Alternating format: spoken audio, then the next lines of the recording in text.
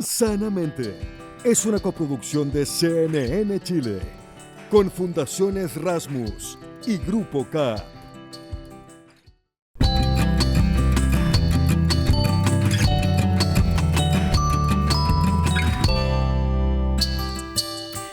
¿Cómo están? ¿Cómo se sienten en este nuevo año que ya comienza, en el que queremos volver a invitarlos a acompañarnos con estas conversaciones tan importantes y necesarias en estos tiempos que corren turbulentos sobre nuestro bienestar, nuestra felicidad y el futuro?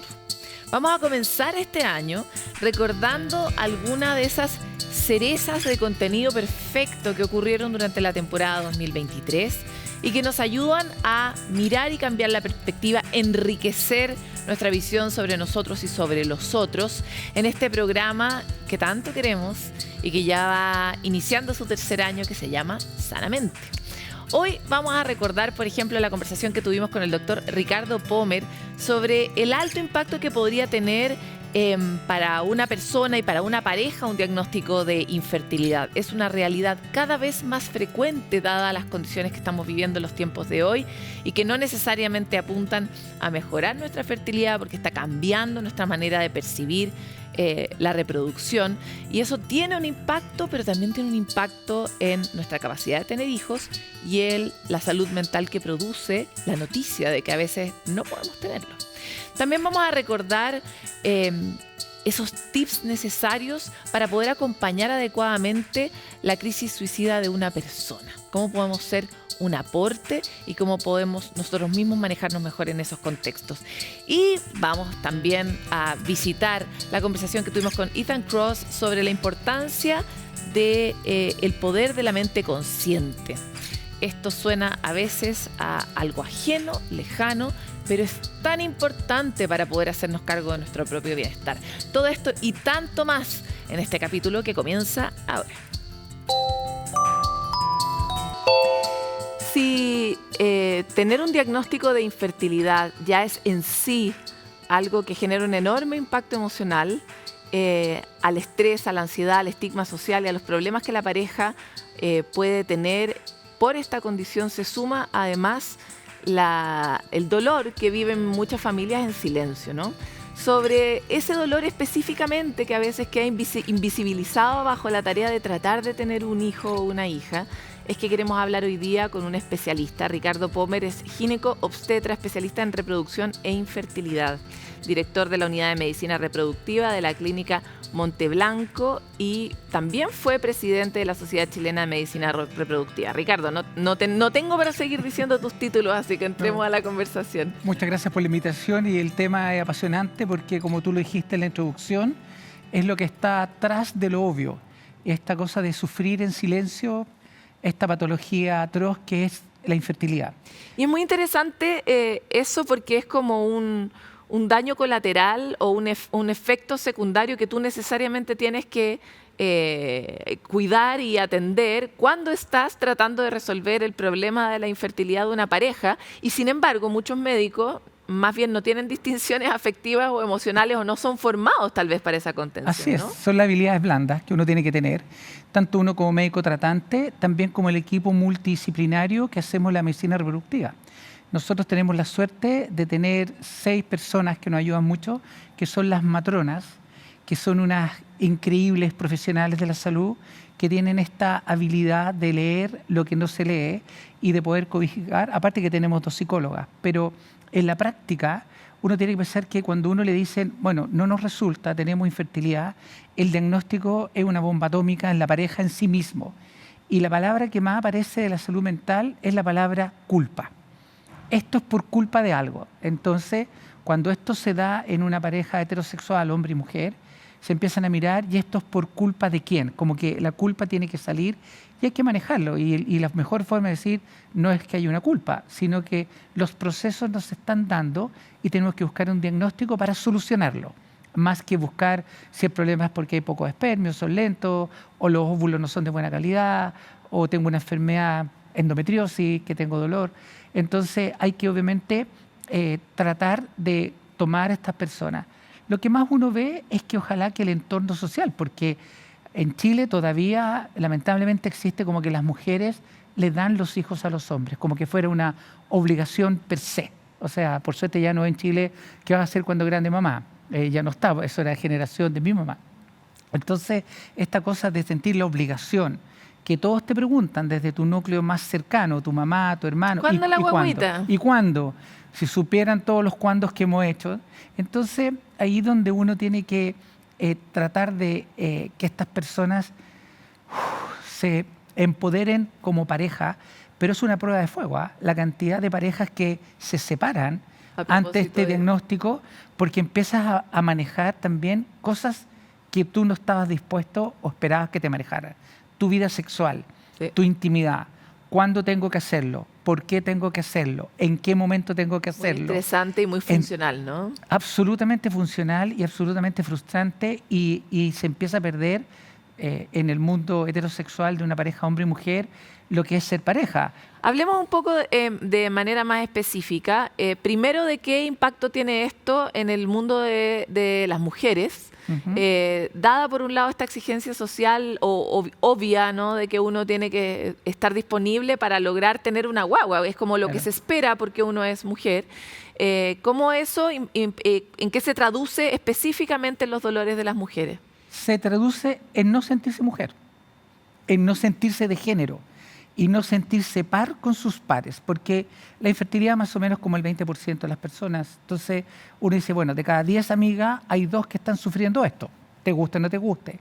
Entonces esto de no sentirse par es el primer duelo, que tenemos 32, 33 años y todas mis amigas están teniendo bebé y yo no tengo. Y me dicen, ¿pero para cuándo? Entonces ya no soy igual.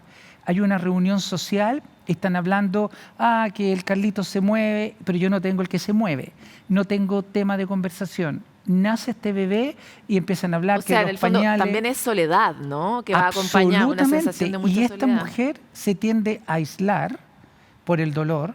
No quiere ir a ningún baby shower porque, perdónenme, no le puedo decir a mi amiga, váyanse a la punta del cerro porque ustedes no entienden lo que para mí es el dolor, ir a, no sé, Opalín, la verdad que sea, a comprar un piluchito, porque yo no tengo opción de usar eso mismo. Entonces se empiezan a aislar, muchas de ellas se aíslan del grupo social, pero a veces se van al grupo hombre, porque el tema de conversación puede ser política, fútbol, lo que sea, pero con sus pares hembras no son reconocidas como tal porque no van a hablar de los colados, del pipí, a qué colegio va a ir, y que o sea, el tema no está. Y algo que tal vez es también más invisible es lo que le pasa a los hombres con esto, porque son malos los hombres para hablar de las cosas que les duelen y para hablar de cosas que no son como exitosas, por decir así, claro, ¿no? Ganadores. Entonces, ¿cómo se traduce esto? ¿Cómo has visto tú que tiene impacto en la salud mental masculina? Mucho, se traduce mucho en una disfunción sexual. O sea, el hombre basta que tenga el diagnóstico que es una infertilidad masculina y se siente, a su vez, igual que la mujer, poco hombre. Porque en el fondo te dicen esto de ser el macho recio, ser reproductivo y sexualmente activo, y te quitan uno de los pilares y se transforma en una mesa coja. Entonces empieza esta cosa de decir, no, pero ¿para qué vamos a tener sexo si soy pistolita de agua, disparo para atrás, tiros de salva? Entonces, en la intimidad también se produce una disfunción de pareja, porque la sexualidad no solamente es reproductiva, también es de amor, de pareja, de cochinada, de lo que tú quieras, pero se empieza él a no, y empiezan a ver también una serie de problemas de pareja por esta disfunción sexual, pero ¿para qué? Si total yo tengo poco espermio. Y en el grupo de los hombres, él trata de no tocar el tema. Por supuesto. De no tocar el tema porque decir, mi amigo me van a molestar, que en el fondo soy poco macho porque tengo un problema de que tengo poco espermio. Lo que probablemente no va a ocurrir, porque los amigos no hacen eso. No hacen eso, pero si lo hacen, se prestan para el chiste fácil. Claro. Y porque de repente los hombres no miden la abrazada en el club de todo. Y claro, si nada, pero tú, ¿para qué? Pues sí. Entonces, esos sobrenombres que se ponen, como que te dije, si es pistolita de agua o tiro de salva, duele. Oye, Ricardo, tú naciste y te desarrollaste en un mundo totalmente distinto del mundo que estamos viviendo hoy. ¿Sí? Y me imagino que en el proceso has tenido que reaprender distinciones de trato con los pacientes, reaprender y desarrollar nuevas habilidades para poder administrar estos problemas de salud mental asociados. ¿Qué recomiendas hoy día en un proceso de tratamiento de fertilidad para poder prevenir todos estos dolores que me estás contando? En el fondo, ¿hay alguna indicación simultánea cuando uno inicia un proceso de tratar de vencer la infertilidad, de por ejemplo, ir a terapia o tener algunas otras herramientas, grupos de pares? Ahí hemos visto distintas alternativas. El terapia de pareja, y para muchos hombres son muy reacios, mujeres no, porque nosotros la verdad es que no tenemos un conflicto, porque terapia es como que estoy mal, estoy a punto de separarme, terapia igual casi me separo. En grupo... Lo que sabemos que es mentira. Lo cual es mentira, pero en grupo es muy complejo porque la infertilidad es un dolor, pero en el fondo el diagnóstico es único de cada pareja. Entonces a veces en los grupos se establece que primero yo no tengo por qué contar esta intimidad a una persona que no conozco. ¿Por qué tengo que contar que el problema es X o Y? Y luego a veces no es extrapolable que en ese grupo el problema es masculino, que tiene poco espermio, el otro es porque la mujer no tiene trompa, y el otro... Entonces, cuando yo era director del San Borja, hacíamos cosas de grupo en el Instituto de Investigación Materno-Infantil. Era interesante la dinámica, funcionaba un poco, pero después al final igual se iban como cada uno a su espacio.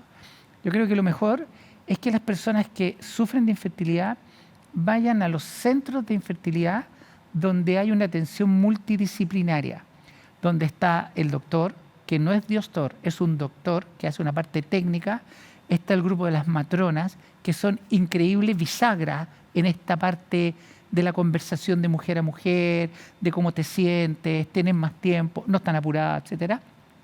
Tienen que haber psicólogos y psiquiatras para estos problemas de pánico, decir, ¿sabes qué? Y lo otro, prepararlos muchas veces para el duelo. Y el duelo es que no me resulta a la primera. Fíjate que en la tecnología máxima, que es la in vitro, así ya, pero total, con todo, con diagnóstico genético, las tasas de embarazo son 60%. Entonces, es preparar a decir 60 sí, pero 40 no. Prepárenme para el no. Nadie necesita que te preparen para ganar, sino que es cómo me preparo para el duelo de que no me resultó y tengo que volver a intentarlo. Yo creo que lo que uno tiene que trabajar, aparte de la pareja, es en el mundo que nos rodea, que se llaman, nosotros llamamos los círculos de confianza. Y lo peor que uno puede hacer en los círculos de confianza es que mis pares, mi mamá, mi hermana, mis amigos, me hagan el siguiente comentario. No te preocupes, todo lo contrario. Ocúpate, qué bueno que lo estás haciendo y llegar hasta ahí. Ah, no, esto es mala suerte. No existe la mala suerte. Hay que buscar un diagnóstico para corregirlo. Ándate de vacaciones, relájate. No, eso no es la solución. Como estos tips de consejo. No, yo tengo una amiga que se relajó y se fue a República Dominicana y se embarazó. No, las tasas de embarazo en República Dominicana son igual que en Santiago, pero es como que me dan eso, pero la verdad no te ayuda. Es que no me ayuda y todo lo contrario, me están estigmatizando que yo no estoy haciendo algo tan obvio como relajarme y por eso no me embarazo.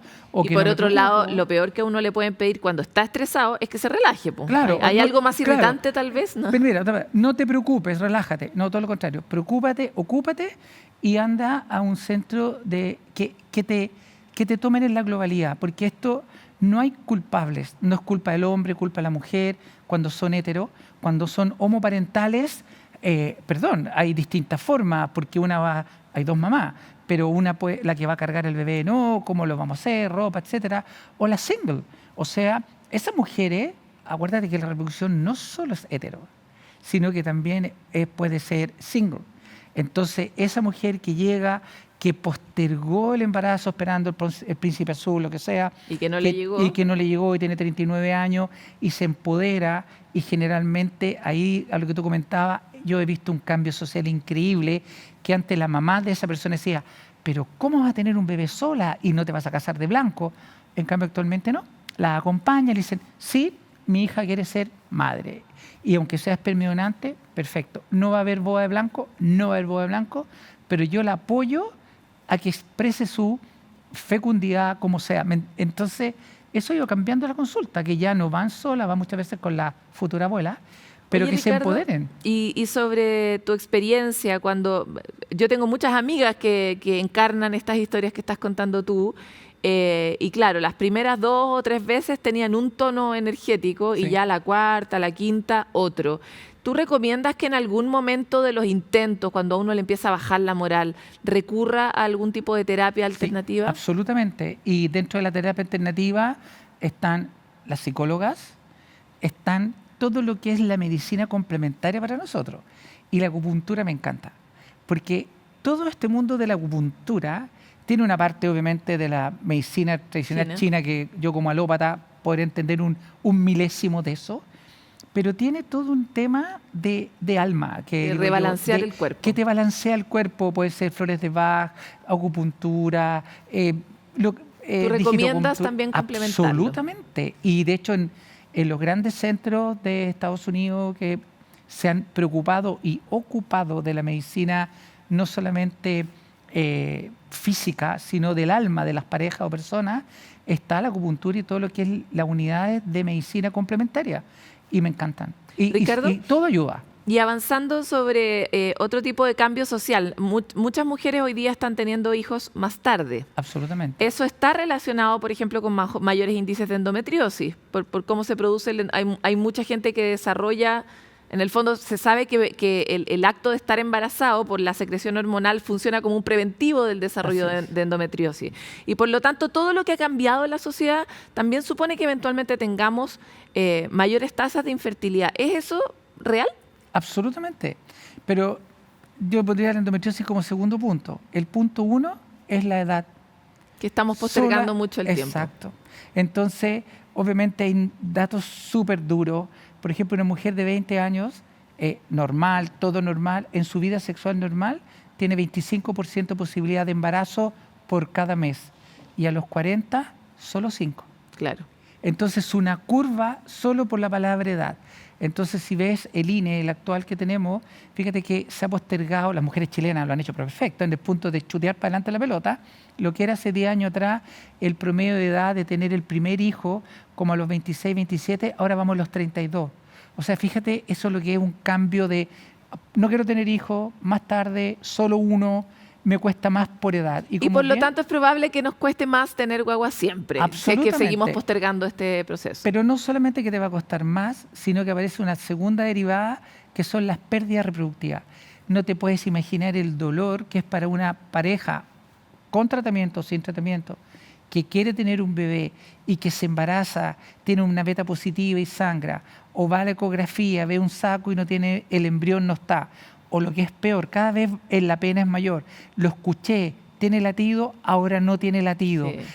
Cada ese paso y que se caiga este andamio es un impacto emocional gigantesco. Y por lo tanto, no digo como un poco para normalizar y volver más común esta conversación entre las mujeres. O sea, si ya sabemos que la sociedad está cambiando y nosotras somos aquellas que estamos postergando, que sepamos que esta es una posibilidad de la vida y que hay que buscar mejores maneras de administrarla, ¿no? Así es.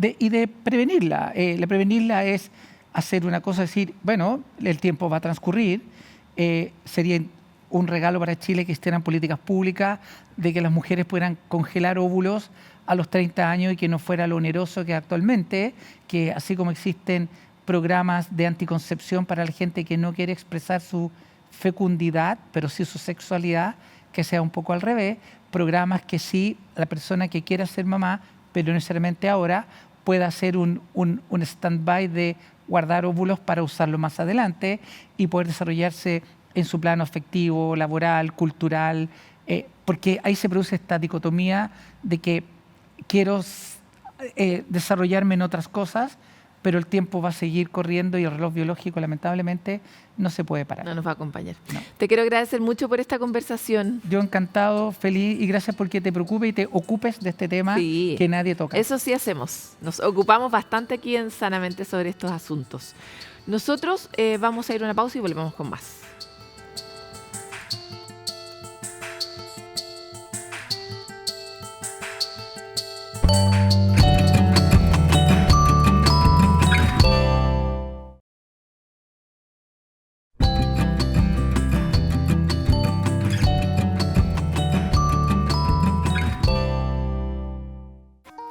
Cuando llegaron las redes sociales a nuestra vida, la promesa era justamente eso, que nos permitían tejer una red con otros que estaban lejos, con otros que incluso nunca íbamos a conocer, y eso era una gran cosa que efectivamente ocurrió. Pero lo que no sabíamos es que esto iba a tener un impacto en nuestra salud mental para mal. ¿Cómo podemos encontrar un equilibrio, un balance razonable en el acceso a las redes sociales sin que nos afecte? Magdalena Fuenzalida se hizo esta pregunta y acá está su nota. La primera década del siglo XXI implicó una explosión de la tecnología. Y si bien para algunos su primer celular lo tuvieron a los 40 años, las nuevas generaciones nacieron con uno. Son nativos digitales. Las redes sociales los han acompañado en su vida. Mi relación con las redes sociales como casi de todos los días y casi toda la hora. Me causan ansiedad constantemente, pero a la vez como que no puedo desligarme totalmente de ellas. Estamos todo el día metidos en TikTok, ahora por entretención más que por querer aparentar algo en las redes sociales. Igual es generado como una adicción, es como tengo que estar metido en la red social porque no puedo vivir sin ella. Según el análisis de Electronics Hub, nuestro país se encuentra en el 5º lugar de las naciones que más consume redes sociales, con un total de 3 horas y 28 minutos, un uso que puede generar efectos negativos. El uso de estas tecnologías interfiere con mis vidas cotidianas, con mis tareas. Por ejemplo, las tareas académicas, cómo puede interferir en las relaciones interpersonales cara a cara, cómo dedico menos tiempo a vincularme con otros de manera presencial. Es muy fácil para una persona perder la noción del tiempo en redes sociales y también perder la noción del espacio en el que está. Esos dos factores hacen que sean muy fáciles de utilizar como una forma para poder modelar o modular mis emociones. Y el efecto que puede generar en la población femenina puede ser aún mayor. Según la plataforma de datos Statista, las mujeres son las principales usuarias y generadoras de contenido en redes sociales. Y en Chile la realidad no es distinta. Cerca de un 84% de la población interactúa en redes sociales y más de la mitad está conformado por mujeres, que se pueden ver más expuestas a los impactos de su salud mental. Tengo que dejar de seguir influencers porque me comparo mucho con ellas y empiezo a pensar si es que quizás yo en algún momento voy a poder hacer ese viaje o voy a poder tener esos productos de belleza o esas oportunidades y que al final se les dan como solo a cierto tipo de personas. Y eso me hace bastante daño. Tú ves a la mujer súper bonita, la mejor pose, la mejor cara, y nosotras tendemos ya por el hecho de tener una cierta estética plasmada que tenemos que seguir, a compararnos y querer seguir esa línea. Como un espacio muy propenso a comparar con otras personas, a como ver mi vida de manera distinta y verlas como cómo representan la vida de otras personas. Actualmente disponemos de algunos estudios que son producidos fundamentalmente en Estados Unidos, en donde se puede observar una asociación entre la masificación de las redes sociales, y particularmente de redes sociales como Instagram, y el incremento de alguna sintomatología asociada a problemas de salud mental, por ejemplo, sintomatología ansiosa o depresiva. Al parecer, las adolescentes mujeres son mucho más sensibles a las dinámicas de exclusión e inclusión social al interior de que se producen estas plataformas digitales, y también parecen tener una mayor reactividad emocional al tipo de comentarios negativos que se producen en las redes sociales. Y a muchos nos gustaría tener una relación más sana con las redes sociales, pero ¿cómo lo logro? Creo que el primer consejo que siempre doy para estos temas es prestar atención. Una de las cosas que tienen las redes sociales es capturar nuestra atención. Y como capturan nuestra atención, no nos damos cuenta del sentido de lo que estamos haciendo ni de lo que estamos haciendo en el momento. Entonces, parar a mirar y preguntarme cómo estoy, cómo me siento, por qué estoy haciendo esto, es un primer paso para poder generar espacio para poder tomar decisiones constructivas. Pensar o tener conciencia de que cuando yo entro a redes sociales es altamente probable que me cueste controlar el tiempo que paso ahí, porque están diseñadas para eso y son muy eficientes para eso. Entonces tenemos que pensar que si queremos controlar el tiempo que pasamos en redes sociales, hay que planificarlo antes.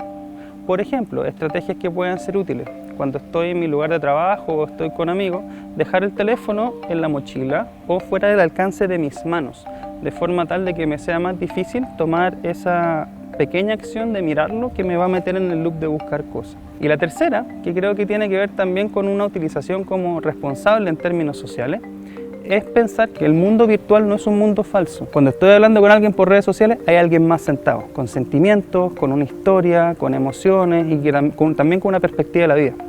¿Qué quiere decir eso? Que tengo que tener el mismo respeto por alguien cuando estoy hablando por redes sociales que cuando lo estoy haciendo cara a cara. Son consejos que podemos ir integrando poco a poco. Pero, ¿qué ocurre con padres y madres que tienen que educar para un mejor uso de las redes sociales? Según el estudio Kaspersky, Niños Digitales, la mitad de los menores de 18 años chilenos tiene alguna cuenta en redes sociales. Una recomendación para los y las adolescentes y sus padres es la alfabetización en términos de cómo resguardar la información que comparto, qué tipo de información puedo o no compartir a través de estas plataformas. Segundo lugar, tiene que ver también con la capacidad que tengo de negociar con el adolescente el tiempo de uso y particularmente los momentos, diría yo. ¿En qué momentos puedo pasar más o menos tiempo en estas plataformas? Y yo diría que una recomendación importante para los padres y madres es también familiarizarse con este tipo de tecnología, saber muy bien qué tipo de red social en particular está usando el hijo o hija y para qué fines, porque los usos pueden ser muy heterogéneos, pueden ser diversos y hay que entender bien qué función está cumpliendo esa red social en particular para esta persona. Al final consiste en evaluar qué tipo de relación tenemos con estos espacios. Es utópico pensar que van a desaparecer. También nos ayudan a conectarnos. Solo necesitamos aprender a utilizarlas de la manera más sana posible. La crisis suicida es un momento en que las cosas pueden acelerarse mucho y escalar rápidamente. Es un momento impredecible y además, por supuesto, muy peligroso. Es por eso que hoy queremos revisar lo que nos recomienda Igor Galinker, psiquiatra del Hospital Mount Sinai Beth Israel en Nueva York, que nos habla sobre qué hacer y cómo manejar adecuadamente este momento tan crítico. Veámoslo. La crisis suicida es una condición psiquiátrica de duración bastante corta, que tiene 5 criterios y alrededor de 16 síntomas que pueden reconocerse. Viene en oleadas y puede durar desde minutos hasta horas, probablemente 1 o 2 días. Y cuando las personas tienen esta condición, suelen hablar de ello, no lo ocultan. Pueden ocultar sus ideas o intenciones suicidas, pero por lo general no ocultan los síntomas. Así que necesitamos encontrar una manera de saber distinguir quién está bajo este estado suicida sin depender de que ellos te lo digan, porque es posible que no lo sepan. El criterio más importante es lo que llamamos atrapamiento frenético, y es un impulso de escapar de una situación de vida insoportable. El segundo es la pérdida de control afectivo y el dolor emocional. Necesitamos aumentar la conciencia tanto de los médicos como del público en general sobre cuáles son los síntomas del síndrome de crisis suicida, porque son objetivos.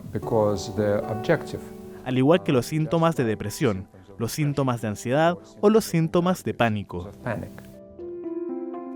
Comuníquense con sus amigos, comuníquense con su terapeuta y psiquiatra, si es que tienen uno. Y los medicamentos también ayudarán. Lo más importante, si por ejemplo tienes un amigo o un familiar que está pasando por algo así, es no dejarlo solo. Necesitan apoyo. Y no los dejen solos hasta que vean a un médico, porque entonces el médico sabrá cómo tratar el síndrome, que puede ser con medicamentos. Luego, probablemente bajará la intensidad del síndrome o pasará, porque es una ola que va y viene. Y si la persona está segura mientras se presenta el síndrome, lo más común es que cuando desaparezca o disminuya, puedas hablar con ella y tener una conversación sobre qué la lleva a ese estado y qué es necesario cambiar. Y lo más importante es poder abrir las puertas en esta situación sin salida en la que se perciben. Necesitamos encontrar formas de prevenir el suicidio para que podamos vivir y cambiar nuestras condiciones. Cuando estamos tristes, desanimados, una pequeña caricia puede hacer toda la diferencia. ¿Qué beneficios podría tener un nanay, como decimos dulcemente, a nuestra salud? Lo vemos en la siguiente cápsula.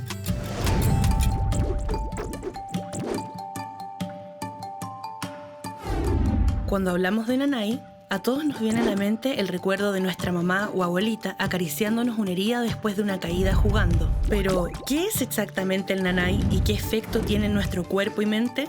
La palabra nanay tiene su origen en el quechua y significa dolor. Hoy en día la usamos para referirnos a esas caricias que buscan aliviar una pena, malestar o angustia. El contacto físico provoca la liberación de oxitocina y nos ayuda a reducir la denominada hormona del estrés, el cortisol. Cuando recibimos este tipo de afecto, desarrollamos un sentido de conexión que puede evolucionar hacia la fidelidad. Incluso hay estudios que apuntan a que la estimulación en la piel, que se produce cuando nos acariciamos, podría ayudar a evitar enfermedades mentales. Así que la próxima vez que sientas el cálido abrazo de un nanay o ofrezcas una caricia reconfortante, recuerda que no solo estás compartiendo afecto, también estás fortaleciendo esos lazos especiales que hacen que el mundo sea un lugar más acogedor y amoroso.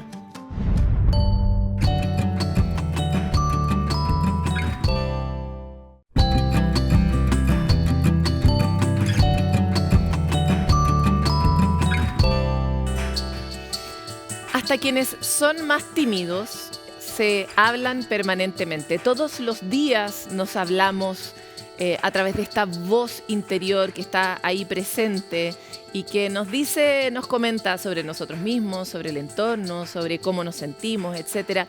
Pero, ¿qué pasa cuando esta voz a veces es nuestro propio enemigo?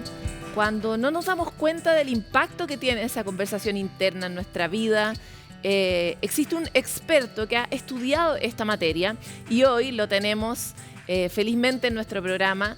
Es Ethan Kross, es psicólogo y neurocientífico especializado en la mente consciente y busca justamente instalar este tema tan importante de encontrar la forma de regular esa voz para de esa manera generar un beneficio en nuestras emociones, en nuestros sentimientos y en nuestros comportamientos.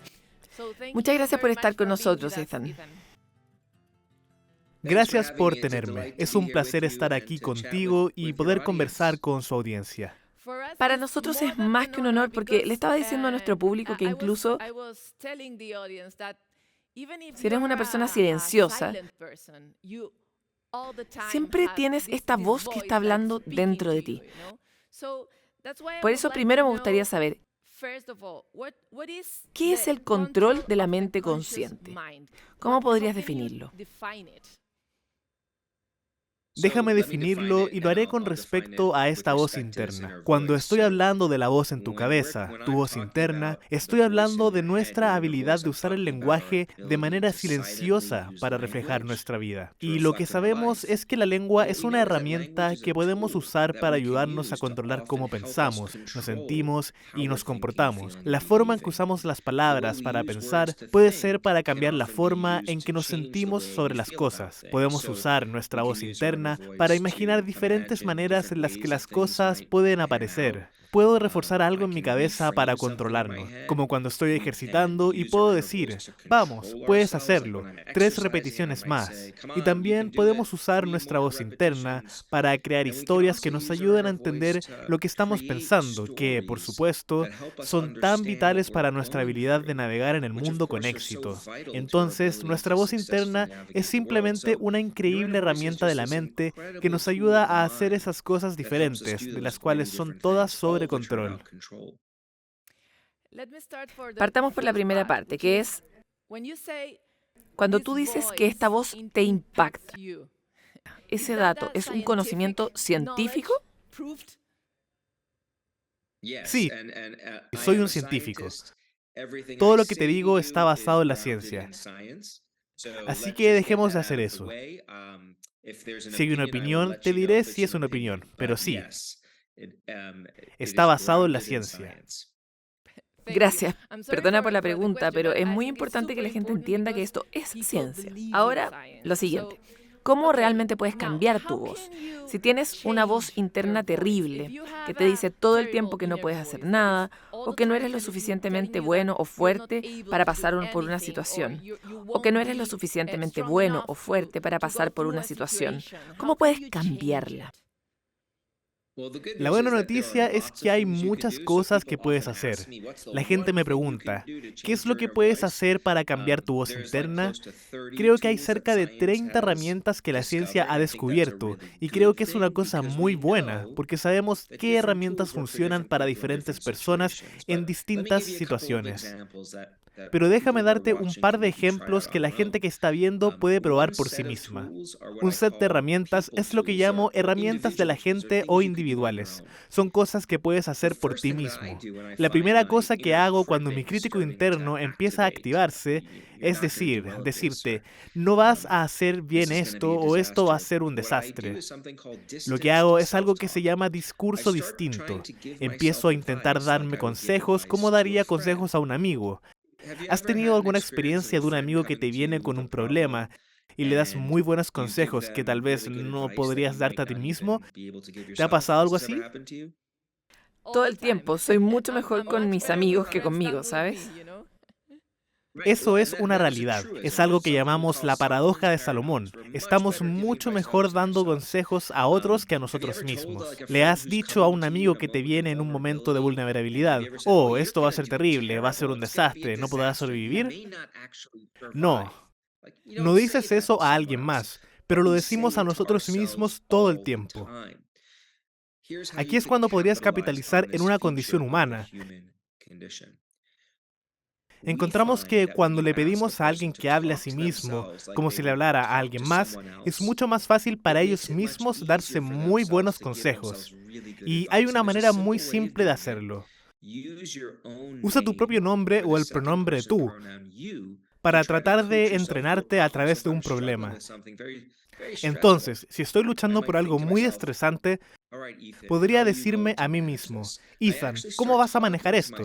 Y en realidad empiezo a hablarme a mí mismo como si estuviera hablando a otra persona, y eso hace mucho más fácil para mí darme buenos consejos. Ahora, hay una advertencia aquí. No quieres hacer esto en voz alta frente a otras personas. Quieres hacerlo en silencio, en tu propia cabeza. Le llamamos a eso discurso distinto. Es la primera herramienta que uso cuando estoy luchando con una voz negra. Otra herramienta muy rápida que es similar es algo que llamamos viaje mental en el tiempo. A veces me refiero a esto como mi estrategia de conversación a las 2 de la mañana. Lo llamo así porque cada 4 o 6 semanas es algo impredecible.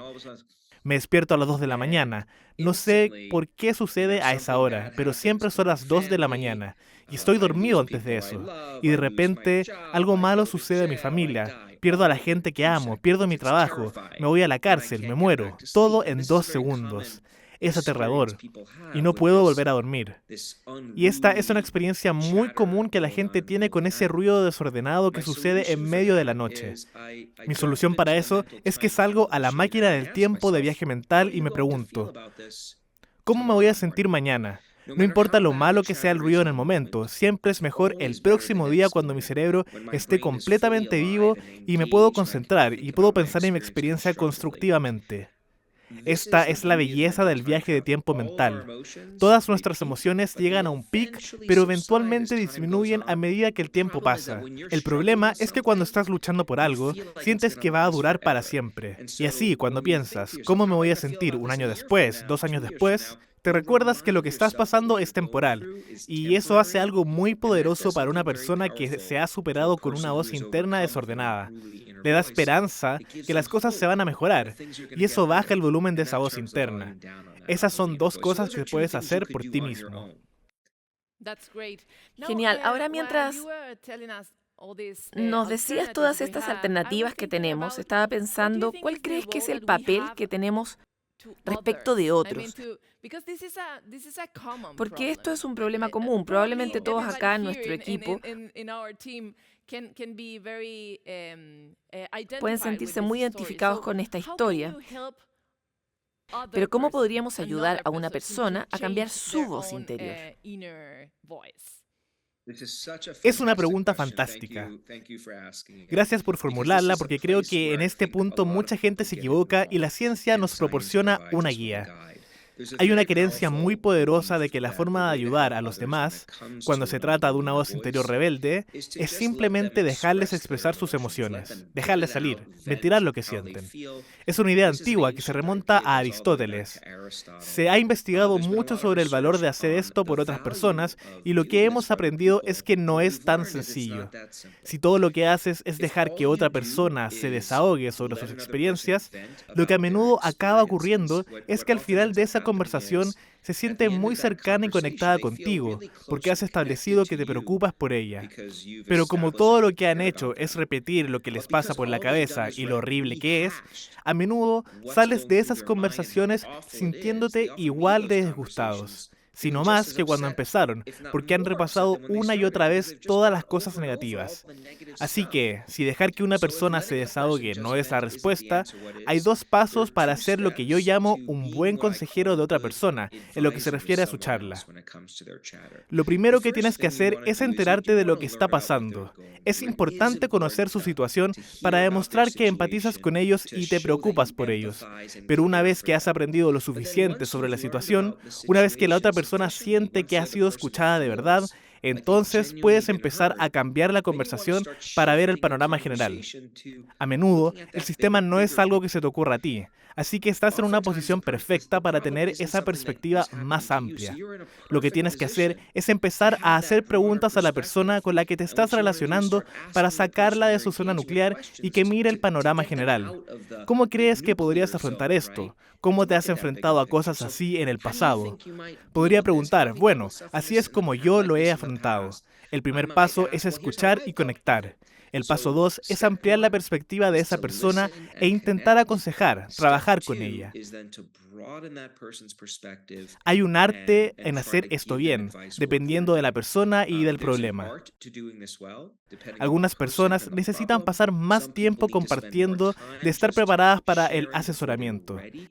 Si no estás seguro de cuándo debes dejar de escuchar y empezar a aconsejar, pregúntales. Yo lo hago con mi mujer. Viene a mí con un problema. En realidad está ahí detrás. No le digas que estoy hablando con ella. Si ella viene a mí con un problema, puedo hablar contigo, por supuesto. ¿Qué pasa? Escucho. Cuando veo mi apertura, lo entiendo totalmente. Puedo darle un consejo. A veces dice, sí, por favor, por eso hablo contigo. Otras veces me mira con severidad. Sigue escuchando. Entonces sigo escuchando y vuelvo a intentarlo. Ese es el arte de hacerlo bien. Esa es una pregunta muy sabia de tu parte.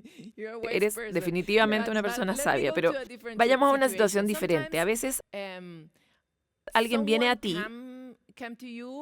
y te cuenta una historia y te la cuenta de una manera terrible. Por ejemplo, fui tan estúpida y no hice esto, no hice lo otro. Y si entramos en la forma en la que la otra persona se describe a sí misma, me refiero, por ejemplo, a veces cuando un amigo o una amiga me dice, soy tan tonto, soy tan tonta, yo le digo, no te trates así. ¿Qué pasa con eso? Bueno, creo que ahí tienes la capacidad de recordarle a la persona lo que hablábamos antes de... ¿Qué dirías si yo viniera a ti e hiciera esto? ¿Me llamarías idiota? Nunca he llamado idiota o estúpido a ninguno de mis amigos cuando ha venido a mí con un problema. Nunca he llamado así a la cara a mis enemigos, tal vez en privado bromeando, por supuesto. Aquí está el problema con esta voz interior rebelde. Mente en el problema. Es lo horrible de la situación, lo cual por supuesto tiene sentido porque a lo largo de nuestra vida, cuando experimentamos problemas, ¿qué hacemos? Nos centramos estrechamente en él. Pero cuando nos centramos muy de cerca en ese problema, perdemos de vista el panorama general. Y ahí es donde otras personas tienen esta increíble oportunidad de ayudar, ya que solo podría ampliar la perspectiva. Como, hey, ¿No es esta la primera vez que has echado a perder algo? Eso es instantáneamente ampliar la perspectiva de una persona. O, oye, ¿qué dirías si esto me pasara a mí? De nuevo, estás sacando a la gente de ese modo tan estrecho de pensar una y otra vez en lo horrible que son las cosas. ¿Qué es lo que queremos hacer? Estupendo. Ahora me acuerdo de muchas conversaciones con distintos especialistas de todo el mundo, por ejemplo con David Goleman o mucha gente que hace investigación sobre la conciencia o la compasión. Por lo general decían que tenemos un problema con el tono, que tal vez no aprendimos a ser amables, tal vez no aprendimos a ser más suaves o conscientes del impacto que de hecho tiene el tono, la firmeza. ¿Qué dirías al respecto? ¿Es importante o no el tono? Y en segundo lugar, ¿realmente podemos aprender a cambiar el tono también? Sí, bueno. Déjame responder primero a la segunda pregunta, porque es fácil. Sí, sí y sí. Podemos aprender a cambiar el tono de cómo nos hablamos a nosotros mismos. Nosotros y otros hemos hecho muchos estudios para demostrar que se puede y para demostrar las consecuencias de hacerlo, que son muy buenas. Por poner un ejemplo concreto, en algunos experimentos indicamos a algunas personas que se hablen a sí mismas de una situación estresante con una amenaza, algo que no pueden manejar.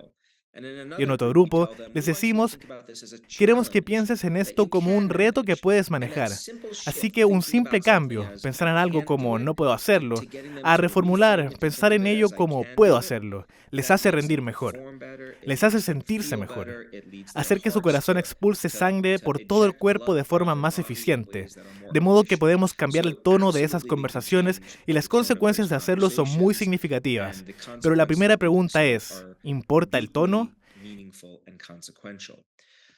Creo que una cosa importante que hay que tener en cuenta es que tenemos la capacidad de hablarnos a nosotros mismos con diferentes tonos por una razón. Puede haber un momento y un lugar para ser severo con uno mismo. Desarrollamos esa capacidad porque a veces es algo útil.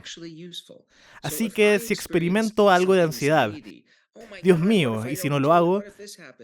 ¿Y si esto ocurre antes de una gran presentación o entrevista?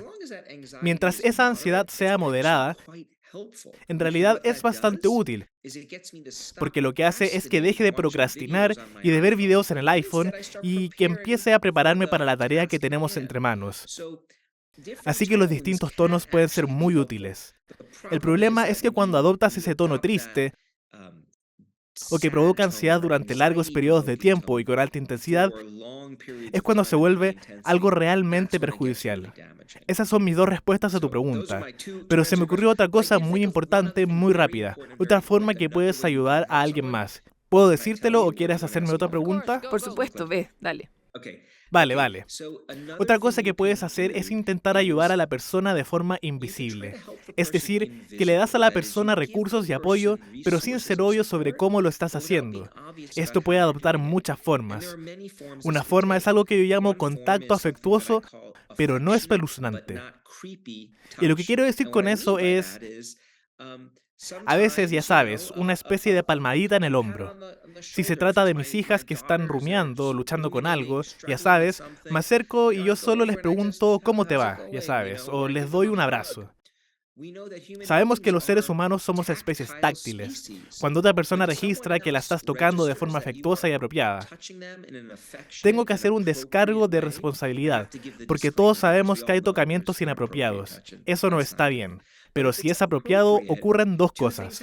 Número 1, hay una liberación automática de sustancias químicas que combaten el estrés en tu cuerpo y que trabajan para que te sientas mejor. Número 2, te recuerdan a nivel consciente que hay gente ahí afuera que realmente se preocupa por mí. Eso también ayuda. Así que podrías afectar, ya sabes, abrazar afectuosamente. También podrías llevar a alguien a dar un paseo por un espacio verde. Oye, salgamos, demos un paseo.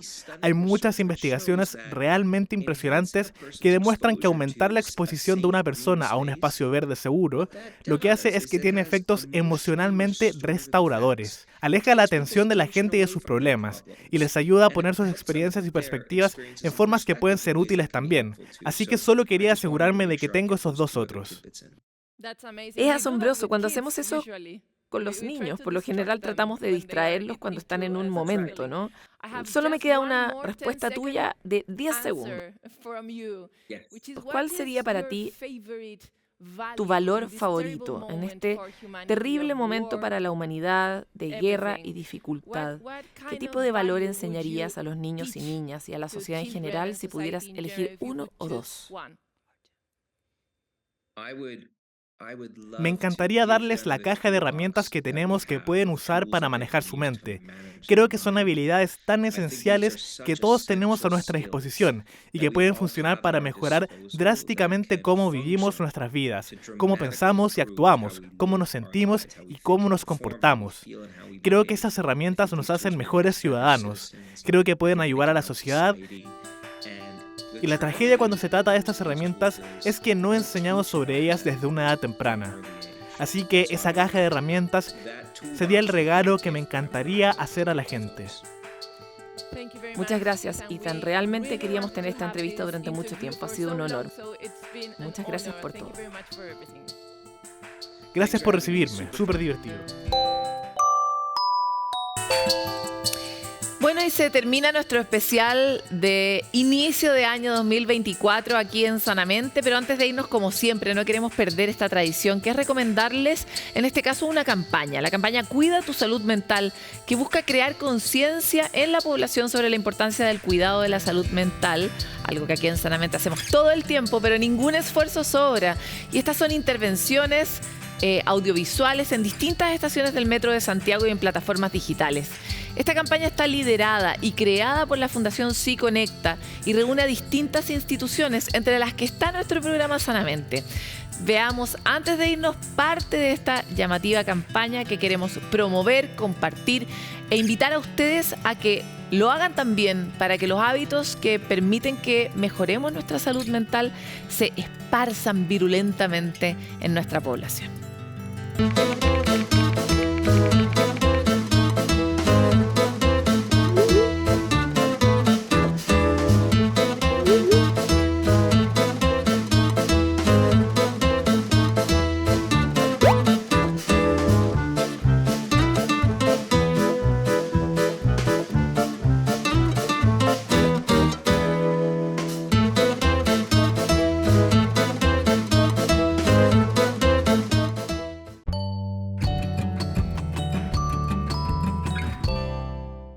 Sanamente es una coproducción de CNN Chile con Fundaciones Rasmus y Grupo K.